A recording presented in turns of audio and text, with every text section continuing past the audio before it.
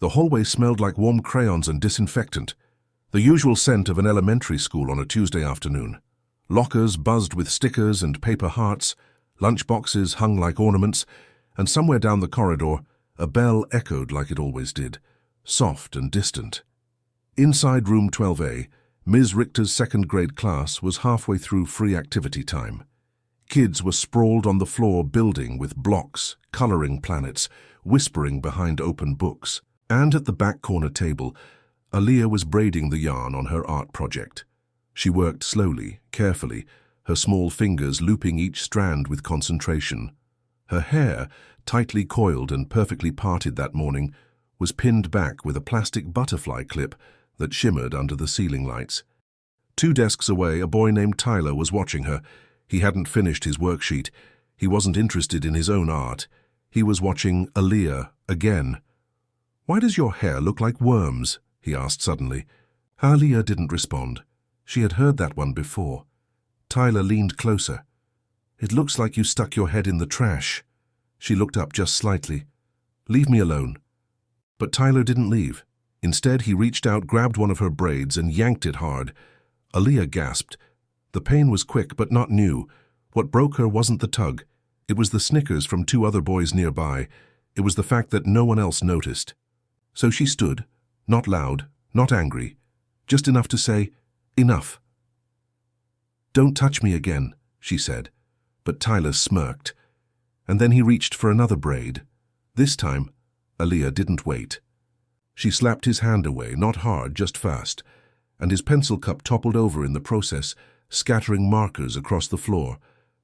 And that's when Ms. Richter turned around. Her voice cut through the room like a blade. "Aaliyah, what do you think you're doing?" Every head turned. Aaliyah froze. "He touched my hair. Twice," she whispered. "That's no excuse to cause a scene," Ms. Richter snapped. "Pick up the markers, now." Tyler sat down, smug and untouched. The other kids looked away, and Aaliyah knelt on the ground, her cheeks burning, her hands trembling, her heart pounding with something she couldn't yet name. She wasn't angry. She was tired. Tired of always being the one told to sit down, to calm down, to stay quiet. From the window, sunlight streamed in warm gold across the floor, and in that light, Aaliyah realized something she would carry for the rest of her life. Being right didn't mean being safe, and defending yourself could still look like defiance if you looked like her. The call came at 2:47 p.m. Aaliyah's mother had just sat down for her lunch break in the break room of the hospital, where she worked long shifts as a nurse tech. The phone buzzed, vibrating across the table, screen flashing. "Elementary main office." She picked up fast. Mothers always do. "Mrs. Monroe, this is Principal Delaney. We need you to come in." "Is something wrong?" A long pause. "There's been an incident. It involves your daughter." 15 minutes later, Mrs. Monroe stood in the front office, still in scrubs, shoes squeaking against the tile. Aaliyah sat in a chair outside the principal's office, small, silent, staring down at her hands, no tears, not anymore. The receptionist didn't speak. Neither did Ms. Richter, who stood behind the glass divider, arms crossed, eyes avoiding contact. Principal Delaney finally came out, clipboard in hand. "Let's talk inside." The room was small, full of fake plants and framed motivational quotes. "Be the reason someone smiles today." Aaliyah didn't. "According to the teacher's report," the principal began, "Aaliyah initiated physical contact with another student, slapped his hand, caused a disruption." Mrs. Monroe blinked. "You mean she defended herself?" "There was no mention of prior provocation," Delaney replied quickly, already flipping to the next form. "What we have is a behavioral violation, aggressive response, insubordination." He pulled her hair, twice. There were no other adult witnesses. "You believe him over her?" "I believe the report and the rules." Silence, and then came the sentence that always feels like betrayal. "She's being suspended for 3 days. Mrs. Monroe didn't scream, didn't flip the desk, didn't demand to see Tyler's parents. She just stood, looked at Aaliyah, and saw in her daughter's eyes something that hurt more than the punishment. Humiliation. They walked out quietly. In the hallway, kids peeked through the door windows. Some whispered, others smirked. Aaliyah didn't look up, because she already knew what they'd say. She's angry. She's trouble. She's the problem. But in her mother's car, with the seatbelt clicked and the engine humming, Aaliyah finally asked, "Do you think I did something wrong?" Her mother didn't answer right away. Then she reached over, took her hand, and said, "You didn't. But they'll make you feel like you did. Every time you stand up for yourself, they'll say you pushed too hard." And in that moment, Aaliyah learned that in some schools, self-defense looked like defiance, and black girls were guilty, even before they opened their mouths. 3 days can feel like a lifetime when you're 8 years old. The first morning back, Aaliyah stood outside room 12A with her backpack hanging low and her fingers trembling slightly as they gripped the zipper. Her butterfly hairclip was missing. She hadn't wanted to wear it again. Inside the classroom, the same noise buzzed, markers squeaking, kids laughing, chairs scraping. But when the door opened and she stepped in, it stopped. Ms. Richter didn't smile. She nodded once curtly. "You can take your seat, Aaliyah." Her desk was still there. Same spot, back corner, next to the bookshelf. But it felt smaller now, as if it had shrunk during her absence. Aaliyah sat down quietly, opened her folder, took out a pencil. No one said hi. At recess, she stood alone by the fence. The same girls she used to play with were now skipping rope with someone else. One whispered, "That's her. The one who hit Tyler." Another, "My mom said she has anger problems." A boy walked by and muttered, "Better not mess with her." Aaliyah didn't reply, didn't flinch. She just stared at the gravel beneath her shoes, like it might explain something no one else could. Back in class, Ms. Richter passed out a worksheet titled Conflict Resolution. Each student had to draw how they would solve a problem calmly and respectfully. Tyler drew a superhero. Aaliyah drew nothing. When Ms. Richter came by, she glanced at the blank page. "You're not participating?" "I'm thinking," Aaliyah said softly. "Well, think faster. We have to move on." Aaliyah picked up her pencil, but her hands felt heavy, as if the lead wasn't meant to write, but to carry something too big for paper. That night, she didn't eat dinner. She told her mom she was fine. She wasn't. Because what no one told her was this: when you get suspended, you don't just lose 3 days. You lose your place. In the room. In the story. In their eyes. It happened during silent reading. The classroom was still, pages turning like whispers, the ticking of the clock louder than ever. Aaliyah was in the middle of Charlotte's Web, her eyes scanning the same line over and over again without absorbing a word. Tyler sat 2 desks behind her. He hadn't spoken to her since she returned, but he hadn't stopped watching. And now, as Ms. Richter graded papers at her desk, head down, he leaned forward and whispered, "You think you're special now, because you got in trouble?" She didn't move. "Everyone knows you're crazy. My dad said girls like you don't belong in school." Her grip tightened on the book. "You gonna hit me again?" he sneered. "Go ahead, they'll kick you out for good." She turned slowly, eyes steady. "Stop talking to me." "Or what?" he smirked. And then he reached over, not to hit, not to shove, but to grab her hair again. The same braid, the same pull, the same humiliation. But this time, she didn't slap his hand. She stood, knocked the chair back behind her, and with every ounce of calm she had left, she screamed, "Stop touching me." The room froze. Books dropped, eyes widened. Ms. Richter shot up from her seat like she'd been shocked. "Aaliyah, what is going on?" Tyler backed away, wide-eyed but smug underneath. Aaliyah stood there, shaking, breathing hard. "He pulled my hair. Again." "You are yelling in my classroom," Ms. Richter snapped, "because no one listened the first time. Principal's office, now." In the hallway, her footsteps echoed like thunder down the linoleum floor. The same receptionist didn't look up. The same office chair squeaked beneath her. The same folder with her name on it was already out. Principal Delaney didn't ask what happened. He just folded his hands and said, "We're making this permanent. Your behavior has shown a pattern. You'll be withdrawn as of today." Aaliyah didn't cry, she didn't beg. She looked out the window at the playground where laughter still bounced between monkey bars, and in her chest, something didn't break. It hardened, because sometimes When the world pushes you out the door, you stop trying to knock, you start building your own. They didn't take the car home. After the office meeting, after the withdrawal form was signed, after the final look back at room 12A through a locked glass door, Aaliyah and her mother walked, past the crossing guard, past the PTA bulletin board, past the "We Are All Equal" poster that now felt like a punchline. Neither of them spoke. Aaliyah's backpack hung heavy across one shoulder. Her shoes scraped the sidewalk with each step, but her head remained high. 3 blocks passed before her mother finally said, "You want ice cream?" Aaliyah shook her head. Another block. "You want to talk about it?" Still no. Until finally, as they passed an empty lot overgrown with weeds and a rusted sign that once said, "Future Development," Aaliyah stopped. She stared at the field, at the broken swing set, at the faded graffiti on the far wall that read, "We tried." Then she said, "I'm gonna open my own school one day." Her mother blinked. "You are?" "Yeah, where girls like me don't get kicked out for protecting themselves." A pause. "Where teachers ask questions before writing you up." Another pause. "Where nobody touches your hair without asking." Her mother stood quietly beside her, then nodded, not like someone humoring a child, but like someone recognizing prophecy in its earliest form.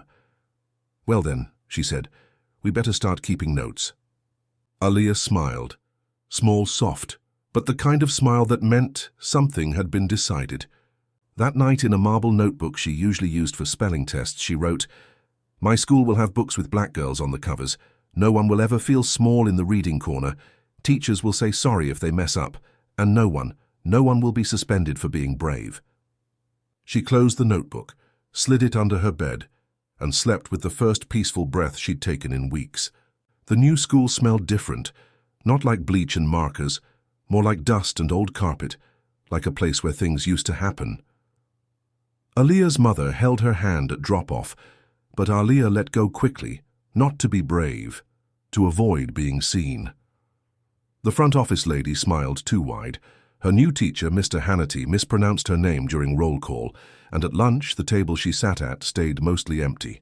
Day 1, day 3, day 7. Same routine. She walked alone, ate alone, read alone. The stories she used to love, fantasy, adventure, anything with wings, began to feel distant.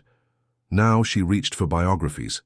Stories of women who were told no and still found the exit, then came back and built a new entrance. One day in the school library, she found a book about a teacher named Mary McLeod Bethune. Black poor denied access to books as a child, and yet she founded a school, with her bare hands, with 5 students, and a box of faith. Aaliyah read that book cover to cover, twice. Then checked it out, took it home, and copied one sentence in her notebook. "I leave you hope. I leave you a thirst for education." That night she told her mom, "I want to learn how to teach." "You already do," her mom smiled. "You've just been practicing on yourself." At her new school, no one knew what she'd been through, but that was okay because Aaliyah wasn't there to be understood anymore. She was there to observe, to absorb, to prepare. Because when the world tried to silence her, it accidentally gave her time to listen, and she was listening to everything. The auditorium was cold in that specific way that only high school auditoriums can be. Too wide, too echoey, too hollow. Aaliyah stood backstage, holding the corner of a cheap folder that contained her transcript, her essay, her life story disguised as an application. Her shoes weren't fancy, her dress was borrowed, and her nerves sat like concrete inside her chest. She wasn't supposed to be there, not according to every teacher who had said she was too opinionated, not according to the office clerk who once told her, "That's not really a college track course, sweetie." Not according to the kids who still whispered, "Angry black girl," when she raised her hand one time too many. And yet here she was, finalist, front row, eyes forward. They called her name, not perfectly but close enough. She stepped onto the stage like someone stepping off a cliff, but doing it anyway. The scholarship was for future educators with a commitment to justice. She was told her essay had moved the panel, that her story was powerful, that her words had grit. No one knew she'd written it at 2 a.m., while her mom snored on the couch after a double shift, while the house was too quiet and the heat barely worked. No one knew she cried halfway through writing it. Not from pain, from memory. Later that night, she sat on the porch holding the award letter. "I got it," she said. Her mom didn't say anything at first, just pulled her close and whispered, "Now, they're gonna have to listen." College didn't feel like arrival. It felt like entry into a different kind of silence, one filled with polished words, coded glances, and compliments laced with distance. But Aaliyah didn't shrink. She watched. She learned. She wrote down every moment someone talked over her, every classmate that flinched when she spoke about equity, every professor who used the word diverse like seasoning, and in the margins of every notebook, she scribbled a phrase over and over. "I will build the thing they swore I'd never understand." By her second year in college, Aaliyah had stopped daydreaming about her school. Now she was designing it. Not in the romantic way kids draw buildings with hearts on the windows, but in blueprints, budgets, curriculum modules, state accreditation requirements. She spent her nights buried in policy documents, reading about zoning permits and charter requirements, while others were out at parties or pulling all-nighters for finals. Not because she wanted to impress anyone, because she was building something that couldn't be erased with a single principal's decision. Her professors noticed. They praised her for being ambitious. Some asked to use her ideas as classroom examples. One of them even offered to connect her with a non-profit that specialized in education reform. She declined the offer. Not out of pride, out of instinct, because the school she was building wasn't meant to be a project. It was meant to be a place where a black girl defending her dignity wouldn't be treated like a danger, a place where silence was not mistaken for respect, and where bravery wasn't punished with paperwork. In her junior year, she gave a presentation titled "The Invisible Exit: How Schools Push Out Voices They Pretend to Empower." The room was packed. She didn't smile. She didn't dramatize. She just spoke. At the age of 8, I was removed from a classroom for protecting myself. No one asked me why. They just decided I didn't belong, so I decided I would create a space where children like me do. Silence followed, not the kind that comes from confusion, the kind that comes from impact. When she finished, no one clapped right away. They just sat, processing. That night, she pulled out the old notebook from under her dorm bed, the one with the first sentence, "My school will have books with black girls on the covers." She flipped to a new page, wrote one sentence, just one. "This is no longer a dream. It's a deadline." Graduation came with rain, not the dramatic storm kind, the slow, misty kind that soaks everything before you notice. Aaliyah stood in her robe, cap cocked slightly to the side, her degree gripped in one hand like a passport to a country that had never truly welcomed her. Her mother sat 3 rows back, recording on an old phone with a cracked screen, wiping her eyes like she hadn't cried before. When they called Aaliyah's name, the applause came late, not because no one supported her, but because her presence still unsettled people. 2 weeks later, she began applying for jobs. Not just any jobs, teaching roles. She had everything.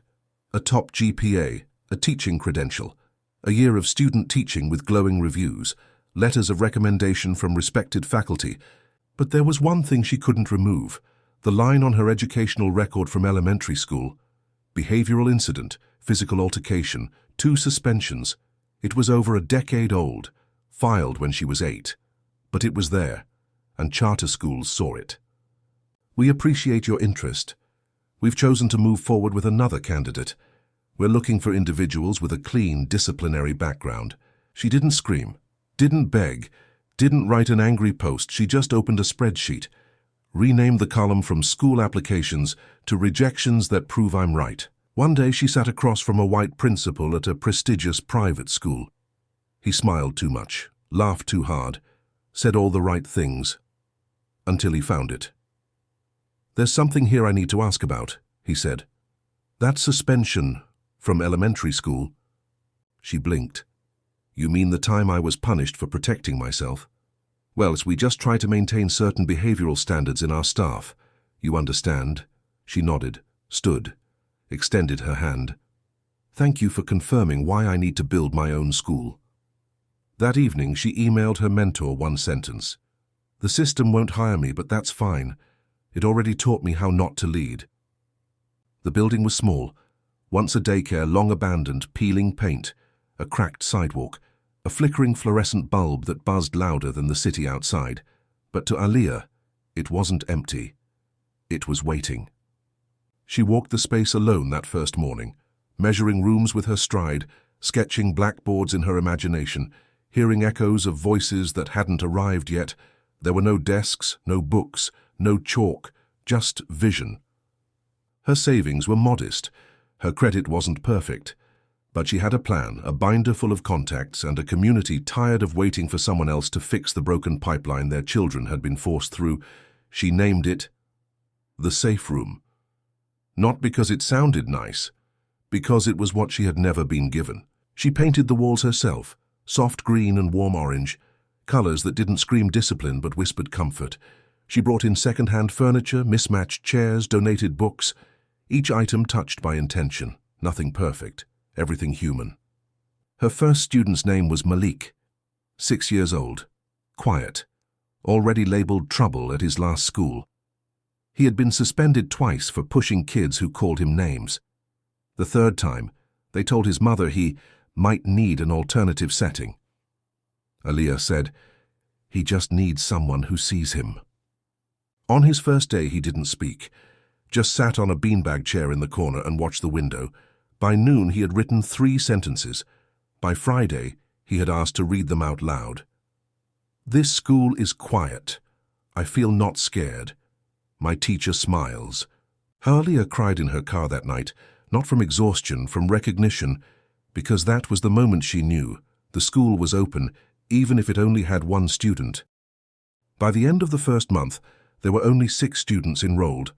Each of them had arrived with folders twice as thick as their backpacks, documents filled with incident reports, suspension slips, and clinical labels that read like warnings. Some had been expelled for violent outbursts, others for disruptive conduct, and all of them had been told in one way or another that they were broken.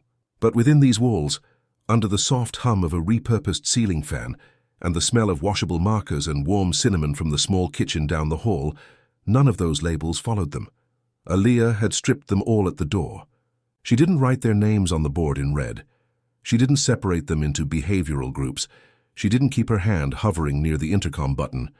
Instead, she greeted them by name each morning like they were expected. She asked them what they were good at before asking what they needed help with. She let them read upside down, draw during spelling, and take 3 deep breaths before answering a question. At first, parents didn't believe the change was real. They stood outside the gate at pickup time, arms folded, waiting for a phone call that never came, half expecting their child to be dragged out in tears or escorted by a disciplinary aide. But day after day, their children came out smiling. Quiet at first, then confident, then eager. One mother, who had once been told her son should consider alternative placement for emotional stability, asked to see the classroom. Aaliyah welcomed her in. The woman stood in the doorway, blinking at the sight of her son sitting cross-legged on a rug, reading aloud to a younger student. She didn't say anything for a while, just stood there, watching. And then she whispered, as if not to break the moment, "You're doing something they couldn't." It didn't take long before word began to spread, first among the parents who had lost faith in the system, then among the teachers who had long since stopped fighting it.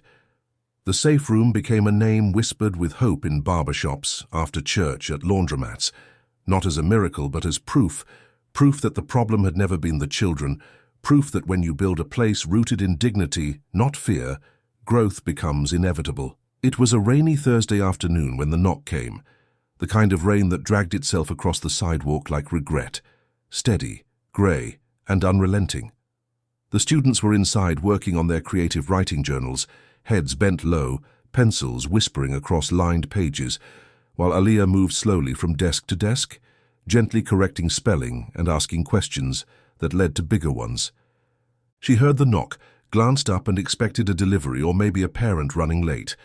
Instead, when she opened the front door, she found herself standing face to face with a man in a grey wool coat, holding a clipboard that had no place in a place like this. He smiled too quickly with that institutional tightness, an expression she hadn't seen in years but hadn't forgotten. Ms. Monroe? Yes. He extended his hand. I'm Thomas Riley, assistant to the regional coordinator at Brookside Elementary. For a moment her body froze, not from fear, but from recognition. Brookside, the school where she'd been labeled, suspended, discarded. He didn't recognize her. Not yet. We've been hearing a lot about the safe room, he continued. Your model's impressive. The outcomes, the emotional behavior shifts, the parent reviews, it's really groundbreaking work. Aaliyah didn't reply. She simply held the door open wide enough to let in the weight of the moment. We're hoping you might consider a collaboration. We've been seeing more cases of students we struggle to serve, students that could benefit from a more restorative model. He looked around the room at the beanbag corner, at the mural the students had painted, at the calm that hung in the air like a soft hum. It's clear you've built something rare. She let the silence settle between them for just long enough for the name Brookside to echo in the walls she had painted herself. Then finally, she spoke. Her voice even, her stance firm, her presence undeniable. You're asking me to help fix a system that told me I was the problem. He hesitated, blinking. I wasn't here then, I don't know what... You don't have to know, she said. I do. He nodded slowly, the clipboard now a burden in his hands. We just want what's best for the kids. She studied him, not with anger, with clarity. Then she nodded once. Good, then let's do what you couldn't back then. Let's listen, let's repair, but this time, on my terms. He extended the clipboard. She didn't take it. Instead, she opened the door wider and gestured toward the classroom. Come in. You'll need to understand what you're asking for. This isn't a program. It's a promise. The sky was still pale when the first child arrived. There was something sacred about those early hours, before the schoolyard filled, before shoes began to squeak across the tile, and the smell of pencil shavings took over the air. The building stood quietly, not like a place waiting for chaos, but like one waiting to heal. The sun filtered gently through the windows of the safe room, warming the hardwood floor she'd varnished herself, brushing across the hand-painted mural where brown-skinned children flew, not fell, with wings built from books, crayons, and words like belonging, voice, and enough. Aaliyah stood near the front door, holding a cup of tea she had reheated twice but never sipped. Her hands weren't trembling. Not anymore. Not today. Today, they were still. Not because nothing mattered, but because everything did. She watched as the new students began to enter, some hiding behind their mothers' legs, some with shoulders already tense from being too much in too many classrooms. They came with backpacks full of folders no one had ever read all the way through. They came with speech delays and scars from recess and dreams that had never been asked out loud. She saw herself in all of them. Every glance downward, every forced smile, every "I'm fine" that meant anything but. And she greeted each one by name, not with the rehearsed sweetness of an administrator, but with the familiarity of someone who had once sat exactly where they stood now, afraid that this would be another place that told them who they weren't. In classroom 1 there were no desks in rows. Instead there were corners, a silent space with soft rugs and headphones, a question wall where students could post anonymous thoughts, a try-again table that had no shame, only second chances. The whiteboard at the front read, "You are not hard to teach, they just forgot how to see you." Some of the students didn't understand it yet. That was okay, they would. Because learning here wasn't about test scores or standardized benchmarks. It was about unstandardizing the soul. At 8:05, Aaliyah stood at the front of the room as the last child slipped into a seat. Malik's little sister, eyes wide, notebook already open. She looked out over the room, and something swelled in her chest. Not pride, not victory, fulfillment. And for a moment, just a flicker, she remembered the hallway at Brookside, the office chair, the label, aggressive. The moment she was erased, she looked at her class now and whispered under her breath, "This time, I write the names." On the door above the entrance, in painted gold letters her students had helped create, it read, "No one gets suspended for being brave." And in the silence that followed, Aaliyah finally sat down at the back of the room, not to watch over them, but to stand with them. Because when the world tells you you don't belong, you don't fight for a seat at their table, you build your own. If this story moved you, don't scroll past. Hit that like button, drop your thoughts in the comments, and subscribe to Black Canvas, where we don't just tell stories, we rewrite the ones they tried to silence.